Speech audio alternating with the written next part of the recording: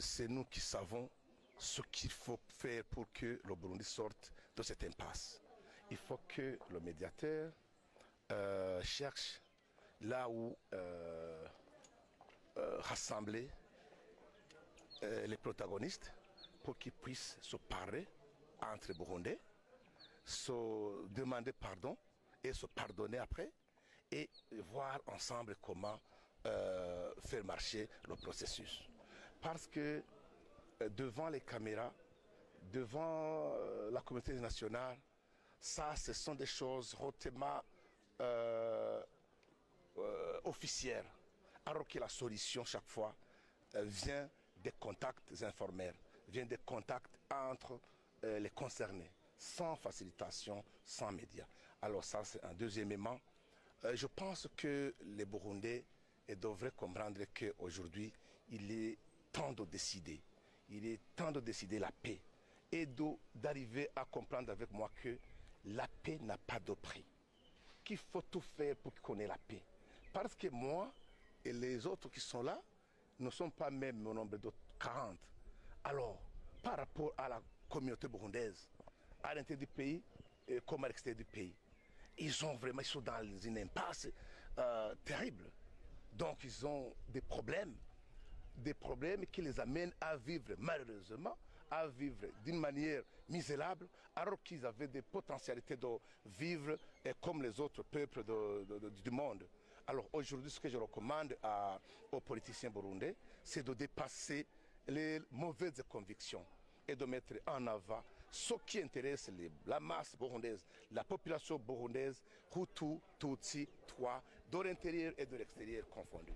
Sinon, si nous tenons à chercher à trouver ce que nous-mêmes voulons au détriment de ce que le peuple veut, c'est vraiment une erreur grave. Ibi byose biganiro tuzamwo no kurondera gena twotahuka.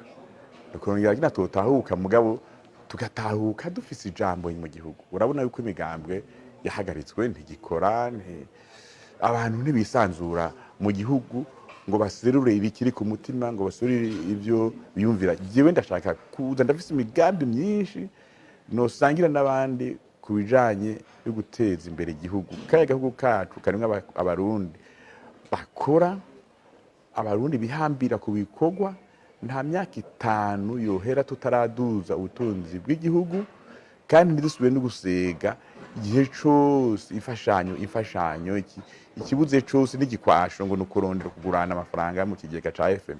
Hajya hariho ubutunzi bukwiye kugira ngo abarundi bose bashobore kubaho neza, abana bige neza, abanyagihugu bashobore kuvugwa neza, bagire amagara meza, amahinguro yashobore gushingwa, abikorera twabo bashobore kudukora atankomanzi. Ibyo birashoboka kandi Burundi bashobora kuba n'akarorero muri ibi bihugu by'ibiyaga binini.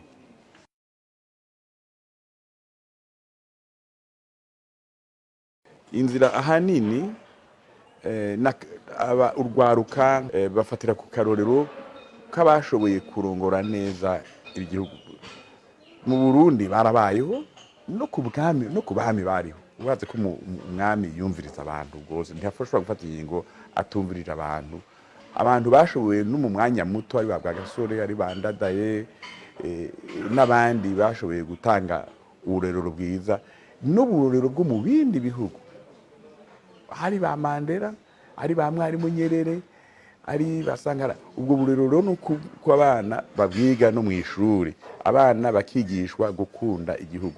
Ivyo byose ni ibintu rero twoshobora gushika ko neza, navyo bikazozanwa n'ibiganiro by'amahoro turimo kugira ngo dushobore kushwara mu mitumba, mu mashuri, tubiganire n'urwanda. Cyane cyane twakuza cyane twerekanye yuko ibibazo bikiri byose, bavuga ngo umutekano uriho, abantu birirwa baricwa, abandi barenga 10,000 ku kwezi barahunga, ariko tukavuga duti ivyo bishobora kuvamwo ibintu bibiri kugira birangire.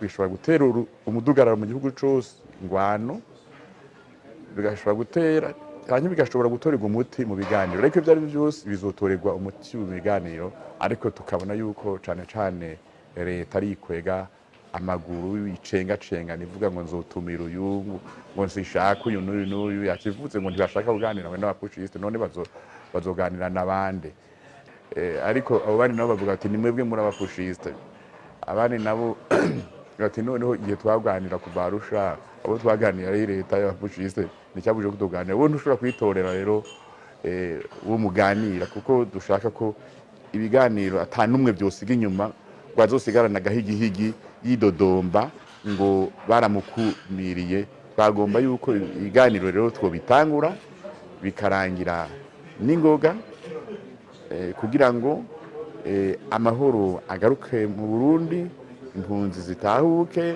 abanyororo mu bya politike bafunga ibya politike bafungurukwe vuba na vuba hanyuma tujye ku mirimo ingorane ziva ku bugene abantu bamwe bashikira ubutegetsi n'ingene babugumako benshi mu Burundi ndetse no muri Afrika sabo gusa bari ku butegetsi bahazi yuko ubutegetsi ugiye ku butegetsi baba guhaye kurya igihugu urabyumva ko hari n'abavuga ku kiguguna ubutegetsi rero niyo tumubona abantu benshi batunga bakubaka baza kubona ibyo bizu biri Bujumbura y'amazu ari Bujumbura nta hamwe ni Buranda yasanga ngo y'umuntu ugasanga inzu y'umuntu mwigezwe n'amagorofa ane nico conona n'amaronko ninda ndende niyo yononera ubutegetsi kandi si vy'ubu no mu myaka uheze niko byari bimeze ariko ubuho vyaruhishirije cane uravye gina barya ibiturire uravye ubukene mu gihugu gahoro utanga umuntu umwe yiganziye uruzu amahanga ngo yubatse ku miliyoni amajana 5 canke miliyardi w'amafaranga y'amarundi abandi bari ko arapfa n'inzara ico nicyo kintu ni si vyinshi nico cane cane abantu bagize ubutegetsi ikiraro cyo gushikira ubutunzi ariko niko bimeze muri Afrika hariho no mu bindi bihugu aho bimeze uko niyo tumubona benshi bagenda kwiba nibiki babahaye bashikiye ubutegetsi umutegetsi mu by'ukuri yari umukozi w'abanyagihugu nibo umutegetsi we kwera abumuvyeyi nawe umuvyeyi urazi yuko ntashobora gufungura abana batafunguye abana bariko barapfa. Ce qui m'a satisfait, c'est que tous ceux qui avaient participé ont d'abord reconnu que la réquisition du facilitateur était une erreur et que c'est une décision qui a été prise sans consensus avec toutes les parties prenantes. Il disait donc qu'il accepte la facilitation et qu'il veut continuer avec lui parce qu'ils ont salué sa position et sa façon de faire. Ça, c'était une première satisfaction. Ils ont certainement évoqué certaines questions, notamment le respect de l'accord d'Arusha et de la Constitution. Ce sont bien sûr les participants.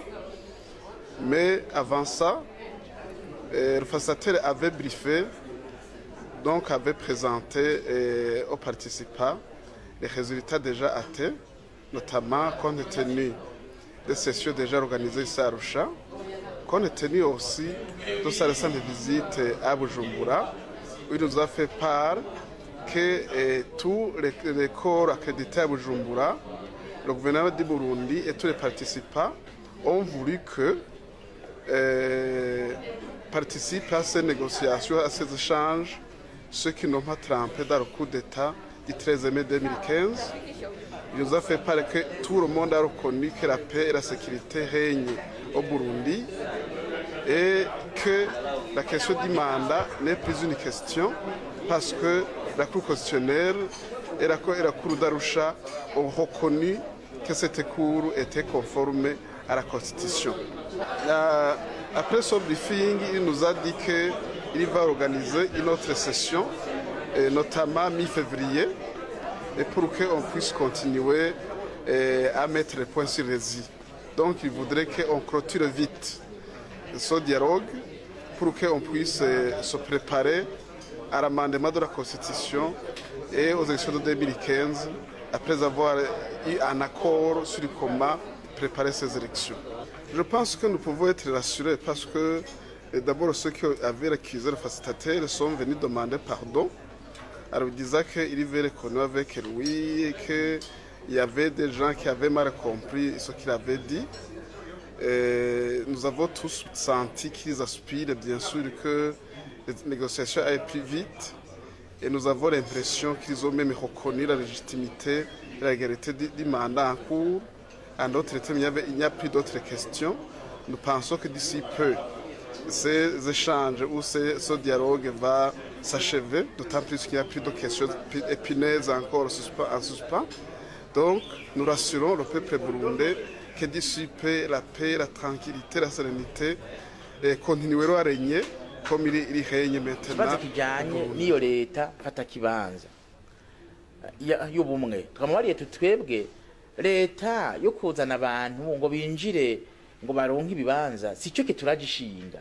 Ikituragishinga ni ibibazo byavyawe niyo mandigira gatatu ingene bitora umuti.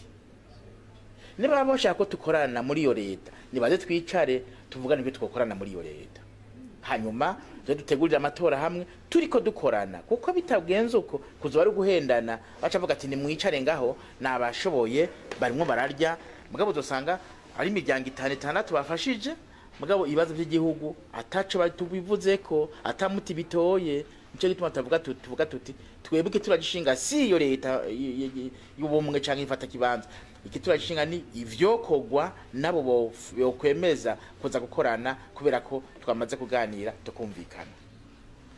Jewe burya ibibazo ahanini bikuru nibaza ko ari yabitubariye na nutundushika 10 ntabwo tudondagura twese ngo atumare, ariko icyo umuntu yababwira gikuru nuko yavuze ati ibibazo mu Burundi biriho ntawo bideha. Ati cya kabiri tubwirizwa kuraba ingene hamwe baba abo muri leta na mwebwe mutavuga rumwe muri hanze n'abatavuga rumwe na leta bari hagati mu gihugu yuko twofashanya kugira ngo dutorere umuti ivyo bibazo. Ati ivyo bibazo rero dushobora kubitorera umuti kuko tuganiriye tukicarana tukumvikana, atariko hari bibazo twumva ko bigoye mutumvikana ko. Ati hari ikibazo tubona nk'icamandigira gatatu, ati twebwe tunumenga numvirije abo muri leta ingene babivuga womenga caraheze. Hanyuma ikindi kibazo ni kibazo kijanye na leta y'imfata kibanza y'ubumwe, leta y'ubumwe bw'abarundi ngo twohuriramwo nkakibaza nk'inyishu.